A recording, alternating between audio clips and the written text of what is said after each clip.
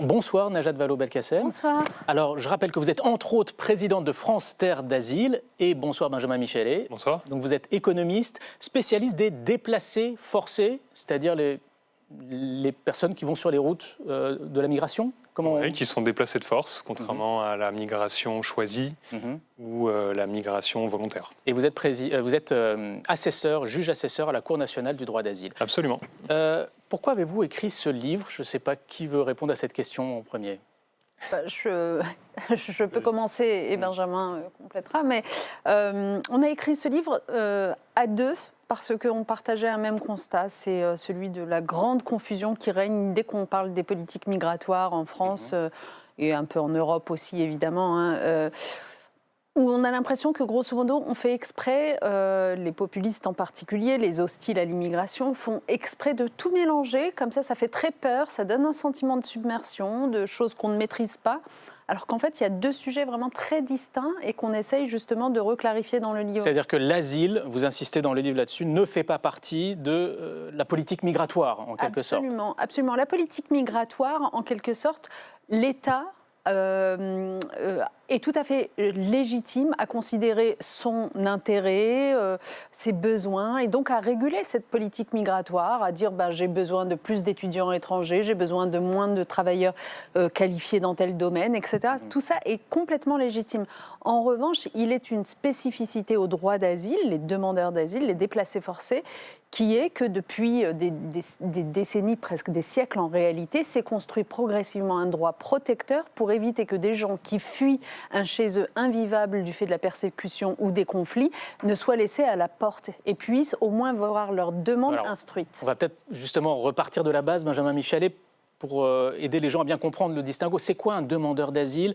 Quelles sont les conditions pour obtenir le statut de réfugié? Quelles sont aussi les obligations pour un État quand il a une personne qui remplit ces conditions face à lui? Et on parle de combien de personnes en France aujourd'hui? C'est une très bonne question. Alors en France, à l'heure actuelle, en 2024, les derniers chiffres consolidés qu'on a, c'est à peu près 130 000 demandes qui ont été introduites. Donc, c'est des demandeurs d'asile. Les demandeurs d'asile, c'est des personnes qui introduisent une demande auprès d'un État qui est capable d'avoir une politique d'asile afin de se voir reconnaître ce qu'on appelle une forme de protection internationale. Et donc là, dans ces protections internationales, on a le statut de réfugié et puis on a la protection subsidiaire qui est une autre forme de protection qui existe au sein de l'Union européenne. Concrètement, ce processus-là, il se fait il y a une première étape qui est une étape administrative, et donc là c'est l'administration, en l'occurrence l'OFPRA, qui va, avec un certain nombre de grands professionnels qui sont à l'intérieur de cet office-là, regarder si les critères de la Convention de Genève et sa transcription en droit sont effectivement respectés. En quelques mots, ces critères, c'est quoi exactement?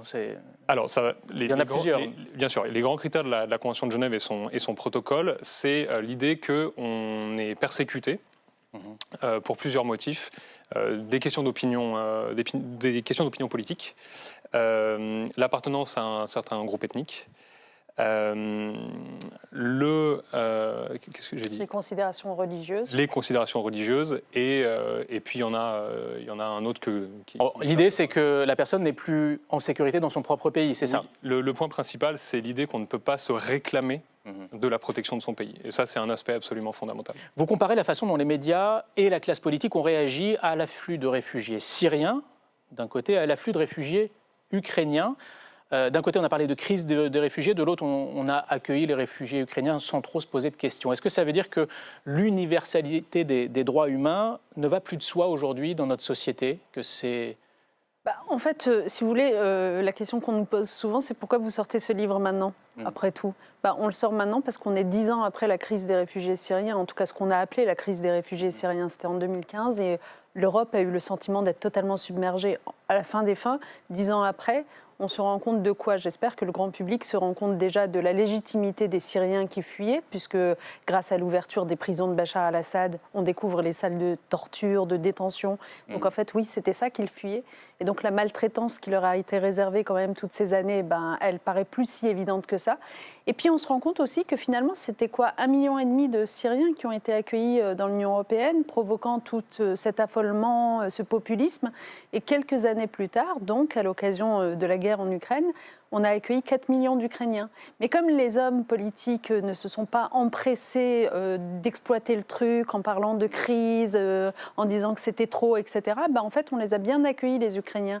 On a mis en place ce qu'on appelle la directive protection, donc un texte de l'Union européenne qui permet de leur ouvrir tout un tas de possibilités, y compris d'être formés, de travailler, de voir leurs enfants directement inscrits à l'école, d'être soignés, en leur posant beaucoup moins de difficultés qu'on ne pose habituellement aux autres réfugiés ou demandeurs d'asile. Et donc, en fait, ce que dit le livre, c'est, en fait, on prend le citoyen un témoin, on lui dit, voilà, de quoi juger par vous-même, on est capable de faire les choses bien. Alors vous évoquez tous les points de crispation dans l'opinion publique qui sont liés à l'accueil des réfugiés, ce que coûte leur accueil, le poids des aides sociales, la question de savoir si les réfugiés font concurrence ou pas aux travailleurs français et puis tout l'enjeu de leur intégration. Vous avez le sentiment que sur tous ces sujets, il y a des contre-vérités qui sont véhiculées donc, par les médias, pas seulement par la classe politique. Comment vous voyez les choses ? Alors, si je peux commencer sur ce sujet-là, je pense qu'on avait un constat également partagé, mais qui est vrai également sur l'immigration en général. C'est qu'il y a des vérités scientifiques actuellement sur le sujet. La recherche scientifique a plusieurs décennies sur la question de l'immigration et elle est très peu mobilisée lorsqu'on essaye de construire une politique migratoire ou lorsqu'on essaye de mettre en place une nouvelle loi immigration. On retrouve assez peu en réalité les travaux qui sont faits. Par ailleurs, on évalue assez peu. Alors même que normalement, on devrait évaluer nos politiques migratoires avant de les, donc tout ça est plus relève du ressenti, relève de... C'est-à-dire sur la partie de... tout ce qui se passe dans l'opinion publique. Alors, ce qui se passe dans l'opinion publique. Alors, nous, ce qu'on dit, c'est qu'à partir du moment où les personnes ont des ressentis, il faut recevoir cette information-là et puis il faut traiter avec. Ce qu'on pense, c'est qu'en réalité, quand on regarde les enquêtes scientifiques qui sont réalisées dans les règles de l'art, on ne perçoit pas un sentiment anti-migration en France. C'est quelque chose qui, a priori, on n'arrive pas à détecter. Alors, on remarque effectivement que la question de l'immigration est assez haute dans les préoccupations des Français, mais on a beaucoup d'hétérogénéité en fonction de la couleur politique des différents répondants. Et puis, par ailleurs, on relève quand même quelques incohérences. Donc, en se fondant sur le dernier sondage Ipsos sur le sujet, ce qu'on constatait, par exemple, c'était que la question de l'immigration était très haute dans les préoccupations des électeurs du Rassemblement national notamment, mais par ailleurs, la préoccupation vis-à-vis de la stabilité internationale des conflits était très basse. Et donc c'est intéressant de noter cette rupture dans la compréhension des mécanismes. Qu'est-ce qui va entraîner en fait que demain on a plus de demandeurs d'asile ? Qu'est-ce qui va entraîner que demain notre système d'asile en fait il va être davantage sollicité ? Vous évoquez... D'ailleurs, oui. pardon, je complète simplement ça. C'est d'ailleurs en ça que la position des hostiles à l'immigration, qui sont généralement les mêmes qui sont hostiles à l'aide publique au développement, à la coopération internationale, à la lutte contre le changement climatique. Cette position, elle est complètement inepte d'incohérence, parce que, en fait, si vous ne voulez pas voir arriver davantage de demandeurs d'asile sur votre territoire, eh bien, il faut œuvrer à créer les conditions de la stabilité ailleurs, plutôt que de permettre que se constitue le terreau de conflits futurs, et donc de persécutions, et donc de gens qui fuient chez eux. Or, l'aide publique au développement, par exemple, eh bien, elle stabilise les pays les plus vulnérables. Elle évite que ce retour des conflits. La coopération internationale, elle permettrait, y compris, de mieux gérer la question des réfugiés. Parce qu'en fait, ça n'est qu'à l'échelle internationale qu'on serait en capacité de dire, en fait, tel demandeur d'asile qui fuit la Syrie, par exemple, en fait, foncièrement, il a plutôt envie d'être dans un pays près de chez lui que d'aller jusqu'au bout du monde en Europe. Parce que près de chez lui, il pourra retourner voir ses proches si besoin, etc. Donc, en fait, la question, c'est comment est-ce que la communauté internationale aide, y compris les pays près des zones de conflit, à accueillir avec un soutien économique, en aidant y compris la population locale pour ne pas donner l'impression d'une concurrence entre les réfugiés et la population locale. Il y a plein de choses à imaginer, mais qui ne passent que par la coopération internationale et le sérieux quant aux questions de solidarité. Alors, vous évoquez aussi dans votre livre la figure du migrant criminel. C'est le terme que vous employez. Cette association qui est souvent faite dans une partie de l'opinion publique entre la délinquance et l'immigration. Emmanuel Macron, fin 2022, a déclaré « Quand on regarde aujourd'hui la délinquance à Paris, on ne peut pas ne pas voir que la moitié au moins des faits de délinquance qu'on observe viennent de personnes qui sont des étrangers, soit en situation irrégulière, soit en attente de titre. » Ces chiffres avancés par le président de la République, ils sont vrais, ils sont faux. Et s'ils sont faux, comment est-ce que vous expliquez qu'ils tiennent ce genre de propos ? C'est un très bon point d'entrée, je pense. Donc, dans l'ouvrage, nous, on défend notamment l'idée que les demandeurs d'asile et les réfugiés ne sont pas plus criminels que le reste de la population. Donc ça, c'est la partie qu'il y a dans le livre. Il y a beaucoup d'études sur le sujet, en fait, qui montrent que quand les personnes se déplacent, ça ne fait pas augmenter la criminalité. Et en Turquie, c'est très très bon cas d'étude. Ce qu'on observe, c'est qu'en réalité, le nombre de crimes par habitant a plutôt tendance à baisser, assez mécaniquement, lorsqu'on a des grands déplacements de personnes. Alors sur ces sujets-là, c'est assez intéressant. En fait, ce qu'on a envie d'avoir, c'est on a envie d'avoir accès aux données, et puis on a envie d'avoir accès à la ventilation de ces données. Vous n'y avez pas accès? La ventilation des données du ministère de l'Intérieur, c'est des données qui sont assez difficiles à obtenir. Et de manière générale, on a besoin, du côté de la recherche, on a besoin d'avoir accès à une donnée qui a une grande granularité pour être capable de mettre en œuvre des recherches avancées sur le sujet. Donc, sans remettre en cause les déclarations du président de la République sur ce sujet-là, ce qu'on a envie de voir, c'est les données avec un niveau de granularité suffisant pour être capable de constater quels sont les crimes et les délits véritables, en réalité, qui sont annoncés. Parce que, effectivement, en général, on a une surreprésentation des étrangers dans les délits qui relèvent des questions administratives. Et c'est assez mécanique, en fait, en réalité, parce que c'est ceux qui font le plus souvent face aux problématiques de l'administration elle-même. Donc c'est pas les attaques aux biens ou aux personnes. Non, c'est l'irrégularité de la présence sur le territoire. Ça c'est ce qu'on appelle des délits, en l'occurrence.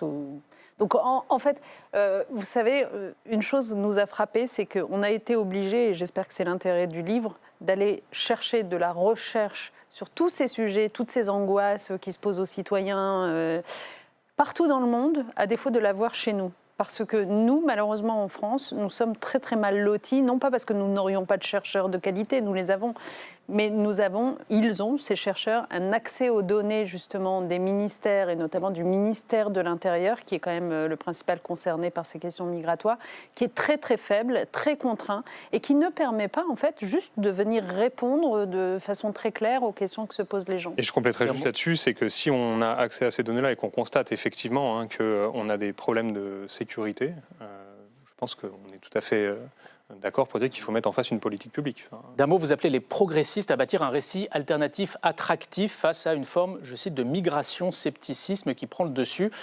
Vous avez le sentiment que la gauche ne mène plus ce combat aujourd'hui, pas suffisamment?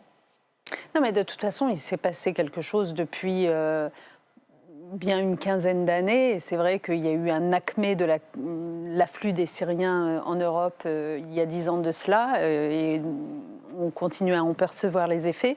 Donc ce qui s'est passé depuis toutes ces années, c'est quand même un durcissement du vocabulaire sur la question des migrants de manière générale et singulièrement des demandeurs d'asile et des réfugiés, qui est extrêmement problématique et qui a y compris intimidé les forces humanistes, les forces de gauche. C'est-à-dire que du côté de l'extrême droite, bon, les choses étaient déjà très claires. Du côté de la droite qui appartenait à l'arc républicain, on aurait pu s'attendre à ce qu'elle résiste. En fait, elle s'est laissée tenter à son tour par la facilité de ce discours anti-migrant. Mais du côté de la gauche et du centre, on trouve que, grosso modo, ils attendent régulièrement d'être sur la défensive pour parler d'immigration, alors qu'ils pourraient la positiver spontanément et ainsi créer un contre-récit. Merci à tous les deux. Je rappelle le titre de votre livre « Réfugiés, ce qu'on ne nous dit pas », paru chez Stock.